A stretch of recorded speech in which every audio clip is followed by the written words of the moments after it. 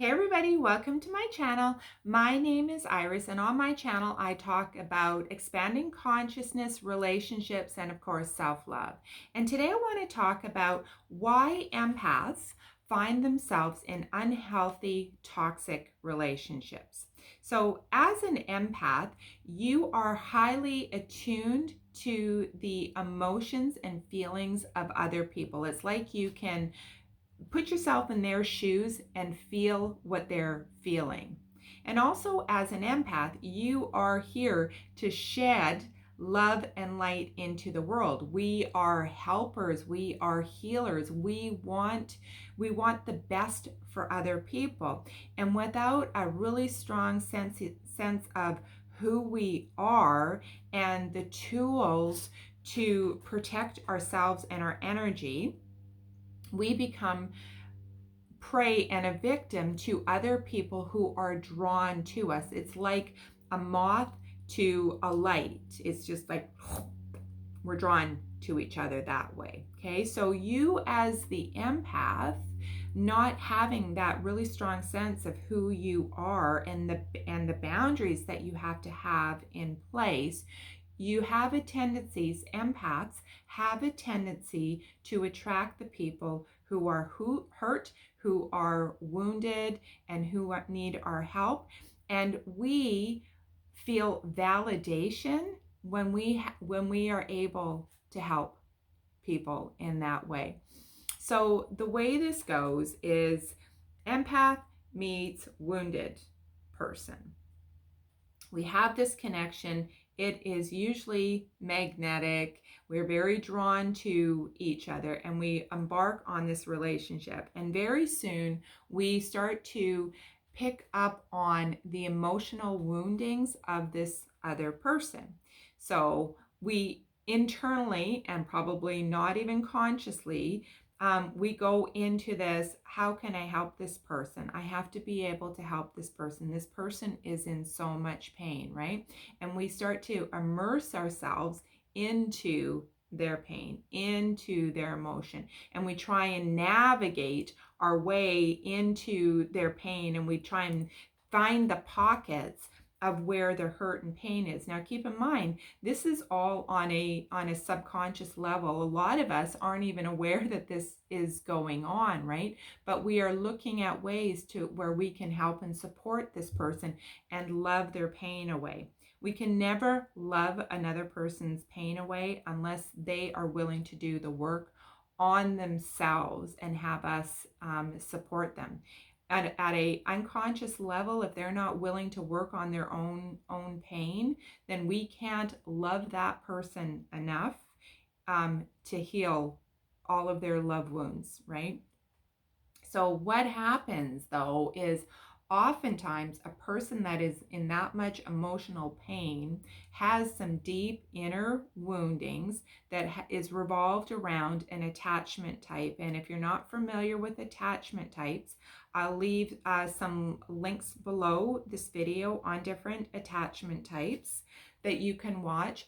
But most often what happens is we will attract somebody that is actually quite avoidant in relationship, right? Because they don't want to expose their heart. They don't want to be vulnerable. They haven't done any of their own healing. So what happens is they become quite avoidant, and they have avoidance strategies, again, subconsciously. They're not even aware that they're doing this, but they exhibit certain behaviors. They create conflict and chaos in their lives as a way to prevent them from opening up those deep inner wounds and doing that work and really connecting on that deep emotional level. But here we are. We're the ones that want to help, bless our souls, because that's what we're here to do, to spread that love and light. But we continue on this quest to love them into healing. And I laugh because I've done the same thing myself. And so what happens is you end up giving so much of yourself, and you become a slave to the relationship. You overgive of your time, you overgive of your energy, you overgive of your love, you overgive of your money, you drop what you're doing to tend to their needs.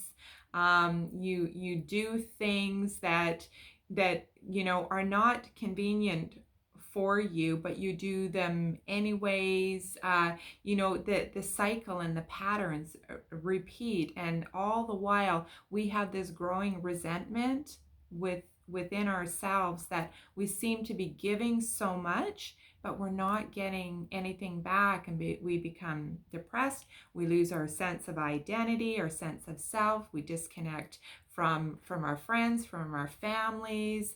Our work is impacted, our money is impacted. Like everything starts to permeate, into all different areas of our lives, but we stay in there.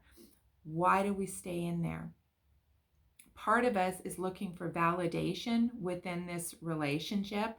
Part of us is clinging to the idea of what the relationship could be, because we do see value, we do see the possibility and the potential with this person, and we want to fulfill that dream that we have as well, with in combination in unionship with this other person.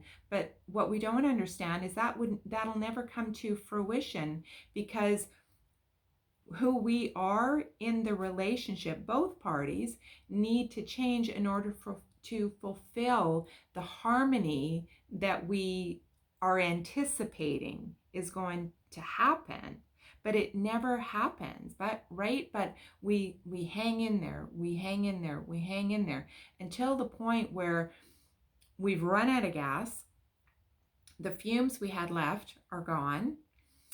Now we're taking resources from our physical body in terms of energy, and we continue to give to that person. And by this point, we are a shell of a person. And if this is you, or if this has been you, this is the part where you're in depression. You are crying a lot. A day doesn't go by where you're not unhappy and crying and distraught, being so afraid to make a move, and yet you still have that attachment to this person. And this might be you as well, where you say that I find it really hard to leave because of the pain I'm going to cause the other person, and how will they manage without me?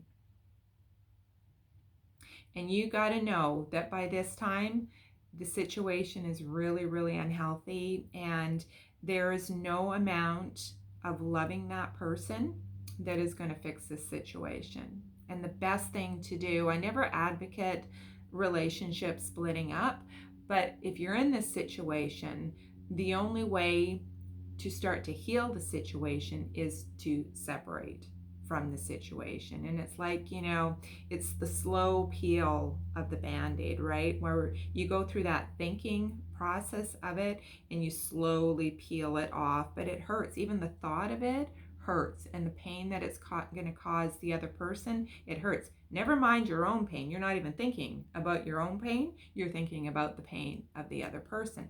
That's what empaths do, right? It's like we put ourselves into that other person's shoes, and we can actually feel right into it, okay?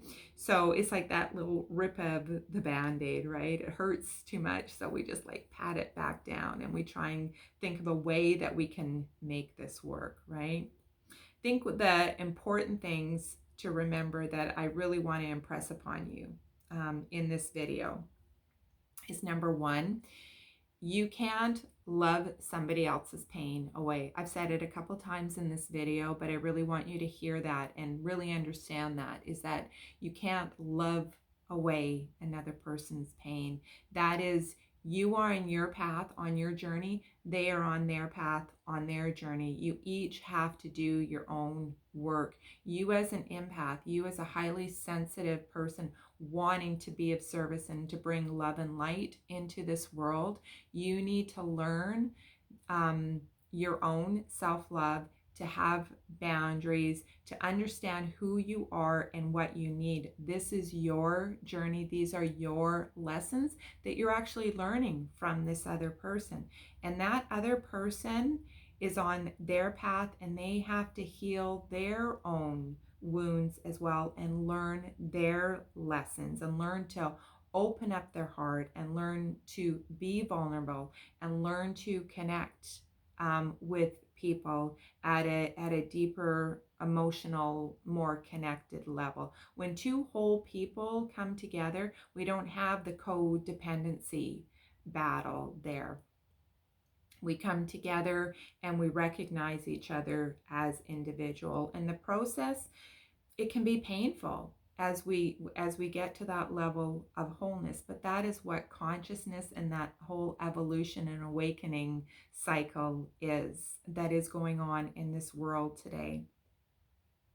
I also want you to know that your conquest to help another person does not make you worthy of love.